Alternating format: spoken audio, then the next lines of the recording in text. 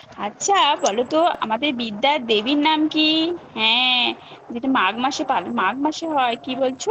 হ্যাঁ, সরস্বতী পুজো, তাই না? বাহ, খুব সুন্দর। আচ্ছা, সরস্বতী ঠাকুরের বাহন কি? কে বলতে পারবে? কে বলতে পারবে? হ্যাঁ, কি বলছো? হাঁস। বাহ, খুব সুন্দর। আচ্ছা, বলো তো কয়েকটা হাঁসের নাম বলো তো। কয়েক রকমের হাঁসের নাম বলো তো। কে বলতে পারবে? ও, তোমরা জানো না? ঠিক আছে, আমি বলে দিচ্ছি।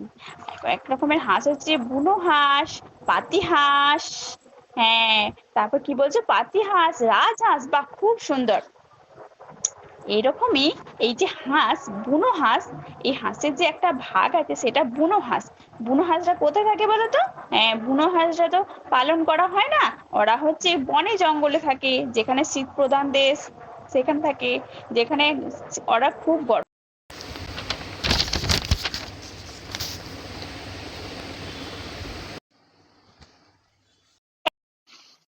খুব সুন্দর একটা গল্প আছে, সেটা তোমাদের বলবো।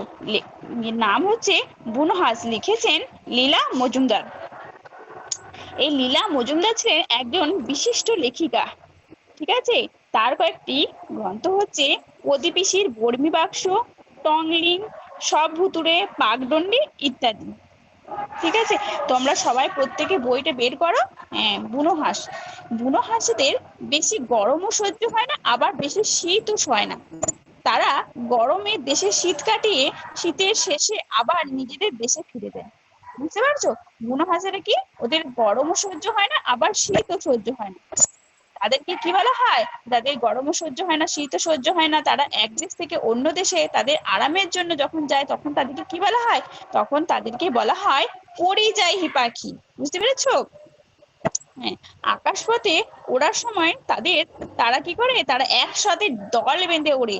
দেখতে কেমন লাগে জানো? দেখতে লাগে তীরের ফলার মতো। দেখো তো, তীরের ফলাটা এইরকম এইরকম দেখতে লাগে। তারা একসঙ্গে কিন্তু একসঙ্গে দলবদ্ধ ভাবে বাস করে। এত উঁচুতে ওড়ে যে তাদের কোনো শব্দই হয় না। তাদের মাঝে ডানার কেমন শব্দ হয়, তাদের মাঝে ডানার শব্দ হয় শো শো।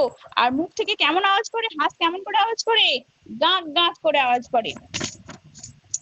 এই বুনো হাঁসের দল কি করে, হিমালয়ের উত্তর থেকে বরফের পাহাড় পেরিয়ে আসে, আবার ভারতের মাটি পার হয়ে সাগরের উপর দিয়ে কখনো নির্জন দ্বীপে গিয়ে থামে, সেখানে নিরাপদে শীত কাটায়। আমাদের দেশে যখন শীত, পৃথিবীর উত্তরে কিছু অংশে তখন গ্রীষ্ম। আবার আমাদের দেশে যখন গ্রীষ্ম, তখন সেখানে শীত। লাদাখের একটা বরফে ঢাকা নির্জন জায়গাতে ছিল জুয়ানদের ঘাঁটি। জুয়ান মানে কি বলতো?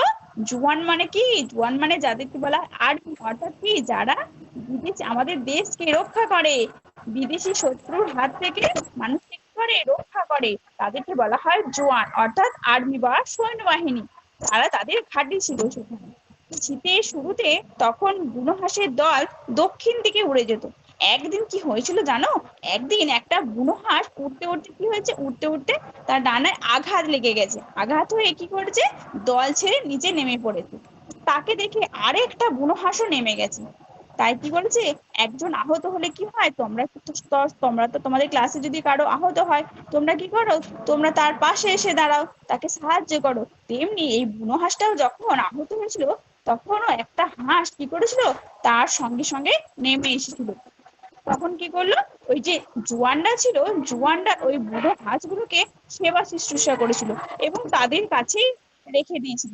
এবং তারা যা যে খেত, তারা মাছ, তরকারি, ভুট্টা, ফলে লুচি খায়, এসবও কিন্তু ওই হাঁসগুলোকে দিত এবং খুব সুন্দরভাবে দেখাশোনাও করতো। এইভাবে শীত কাটতে কাটতে আস্তে আস্তে হাঁসগুলিও সেরে ওঠে, একটু ওড়ার চেষ্টা করে, তাঁবুর ছাদে ওঠে, আবার পড়ে যায়। এইভাবে শীত কেটে যায়। এরপর শীতের শেষে হাঁস দুটো তাঁবুর বাইরে চলে যায়। একদিন জোয়ানরা কাছে কাজে ফিরে এসে দেখে হাঁস দুটো উড়ে চলে গেছে। জোয়ানদের কি হলো, এরপর ঘরে ফেরার সময় হলো। তারা কি এক জায়গায় স্থির হয়ে থাকে? তারা এক জায়গায় স্থির হয়ে থাকে না, তাদের যখন যেখানে ডিউটি দেওয়া হয় সেখানেই করে, তাই না? হ্যাঁ, তাহলে আজকে আমরা কি জানলাম? আজকে আমরা এই বুনো হাঁস সম্পর্কে জানলাম। আচ্ছা, বলো তো, এখানে কটা বুনো হাঁস নিচে নেমে পড়েছিল? হ্যাঁ, দুটো বুনো হাঁস নেমে পড়েছিল, তাই না? বাহ, খুব সুন্দর। আচ্ছা, বলো তো, এই বুনো হাঁসদেরকে কারা সেবা শুশ্রূষা করেছিল? জোয়ানরা সেবা শুশ্রূষা করেছিল। আচ্ছা বলো তো জোয়ানদের ঘাঁটি কোথায় ছিল? কে বলতে পারবে?